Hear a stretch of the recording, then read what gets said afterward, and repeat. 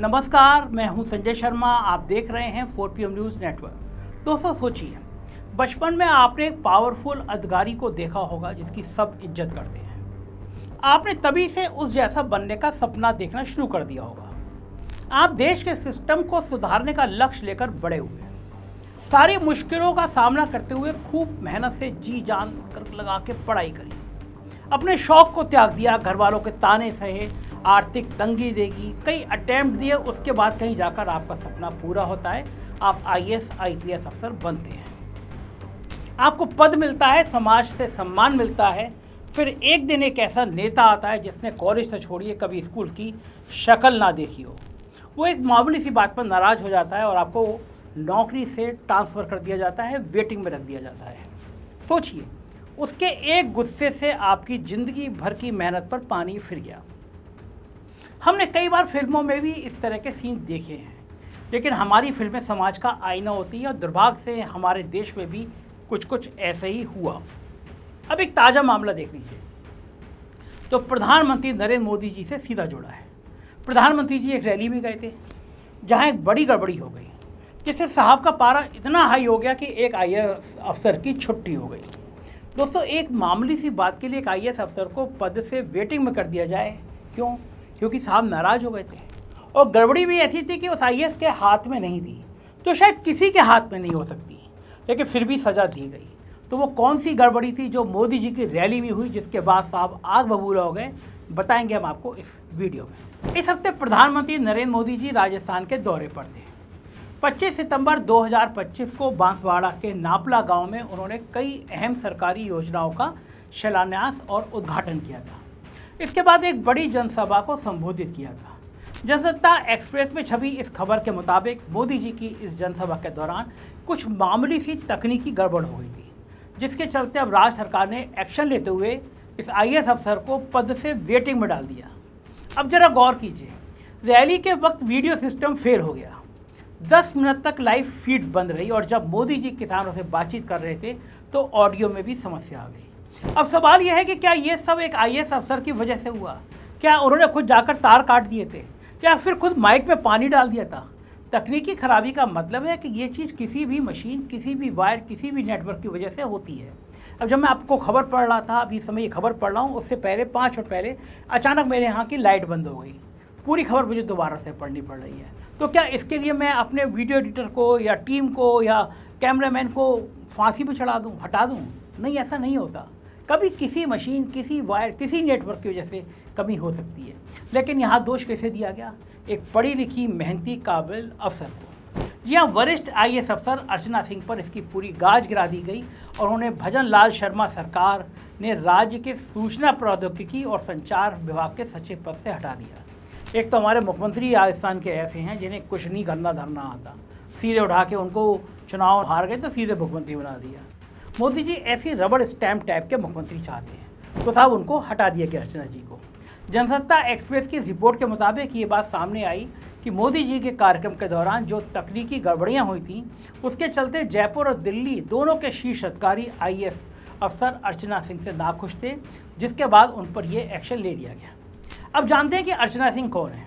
अर्चना सिंह कोई साधारण अफसर नहीं है। वो 2009 बैच की IAS अधिकारी हैं और एक दिन संघर्ष करके यहाँ तक पहुँची हैं। अर्चना सिंह अभी तक राजस्थान सरकार में सूचना प्रौद्योगिकी विभाग की सचिव थी, फिलहाल APO हैं। इससे पहले भी उन्हें राज्य में कई महत्वपूर्ण विभागों में सेवाएं देने का अवसर मिल चुका है।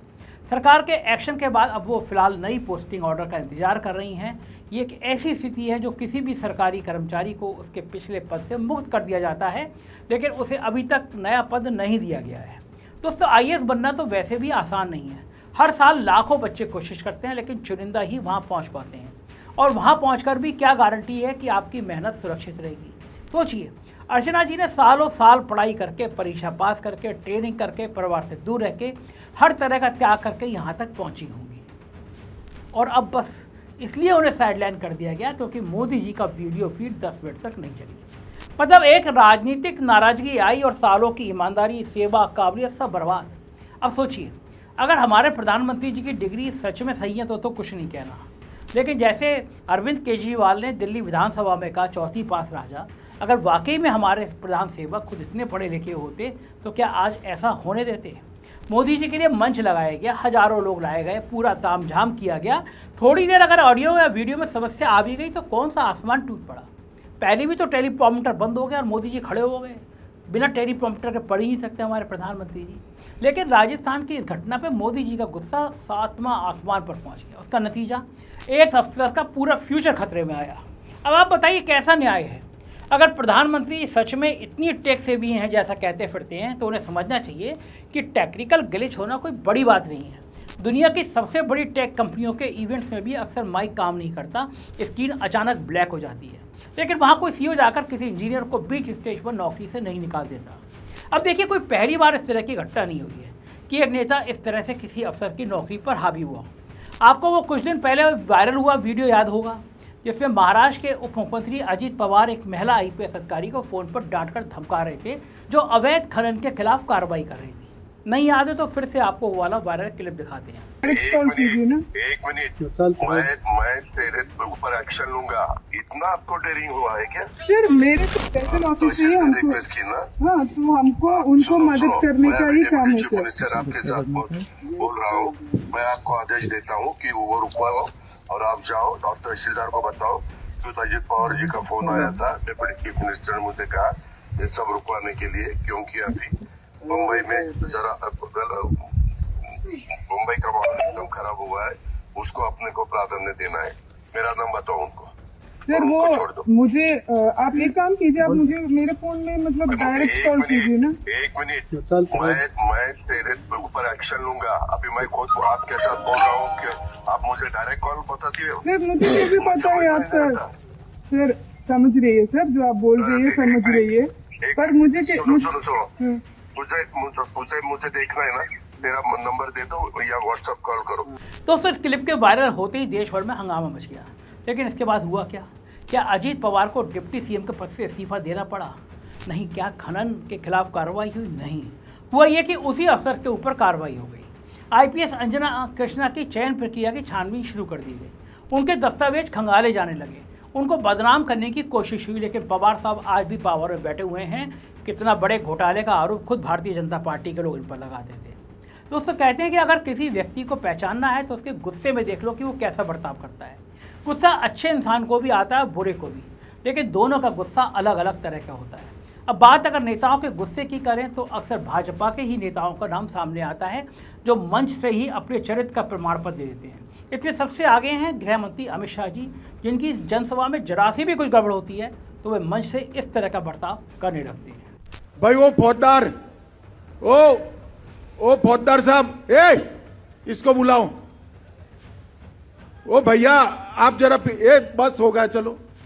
मगर ऐसा नहीं है कि मंच से संबोधित करते हुए नेताओं का पारा हमेशा हाई रहता हो। राहुल गांधी की एक क्लिप आपको दिखाते हैं जिससे हमारे नेताओं को सीखना चाहिए कि अगर आपकी जनसभा में थोड़ी गड़बड़ी हो भी जाए तो कैसे उसको हैंडल करना चाहिए। अब जो अगला वीडियो हम आपको दिखाने जा रहे हैं उसमें राहुल गांधी मंच से भाषण दे रहे हैं और उनके भाषण का अनुवाद करने के लिए छोटी सी लड़की बच्ची खड़ी हुई है, जिससे थोड़ी सी गलती हो जाती है। लेकिन राहुल अमित शाह जी ऐसे भड़कते नहीं है, बल्कि देखिए उसको कैसे उसकी सराहना करते हैं, उसकी हिम्मत बढ़ाते हैं। Translating speeches in a situation like this is not an easy task. ഇതേപോലുള്ള അവസ്ഥയിൽ സ്പീച്ച് തർജ്ജമ ചെയ്യുന്നത് കുറച്ച് ബുദ്ധിമുട്ടുള്ള ഒരു പരിപാടി. And I think you did a very good job translating. Thank you, sir. No, translate. ഞാൻ ഇത് നന്നായിട്ട് ചെയ്തു എന്ന് ശ്രീ രാഹുൽ ഗാന്ധി സാർ വിശ്വസിക്കുന്നു. I am so thankful. Thank you. अब सोचिए कि क्या प्रधानमंत्री नरेंद्र मोदी जैसे बड़े नेता को ये शोभा देता है कि वो एक मामूली तकनीकी गड़बड़ी पर इस हद तक गुस्सा हो जाए कि एक आईएएस अधिकारी की नौकरी पे बात आने लगे, उसको वेटिंग में कर दिया जाए? क्या मोदी जी भी उस आईएएस अफसर की गलती को माफ़ नहीं कर सकते? और गलती उसने कहाँ की है? क्या वो अपने अफसरों से नहीं कह सकते थे कि टेक्निकल ग्लिच है, जाने दो, उस पर कोई कार्रवाई ना करो? लेकिन क्या ऐसा हुआ? नहीं। लेकिन अगर आपको लगता है बेचारे मोदी जी को आईएएस अफसर की इस कारगुजारी का पता नहीं होगा कि उसके खिलाफ क्या हो गया, तो आप बहुत मासूम हैं। ये खेल असल में किया ही इसलिए जाता है कि मोदी जी की नज़रों में चढ़ा जा सके, उन तक ये मैसेज पहुंचा दिया जाए कि देखिए, जिसने आपकी जनसभा में खलल डाला हमने उसका कैरियर दांव पर लगा डाला। दोस्तों, अर्चना सिंह जैसी अधिकारी का मामला सिर्फ एक उदाहरण है। ये उस सोच को उजागर करता है जिससे पूरी मेहनत, ईमानदारी और पढ़ाई एक झटके में मिटा दी जाती है। क्योंकि सत्ता के गलियारे में बैठे लोग उस पढ़ाई की वैल्यू नहीं समझते हैं और खुद को भगवान समझ बैठते हैं। इस पूरे मामले को लेकर आप क्या सोचते हैं, मुझे आपकी राय जानने में बड़ी रुचि है। कमेंट कीजिएगा, चैनल को सब्सक्राइब और ज्वाइन करिएगा, प्यार बनाए रखिएगा। शुक्रिया, थैंक यू।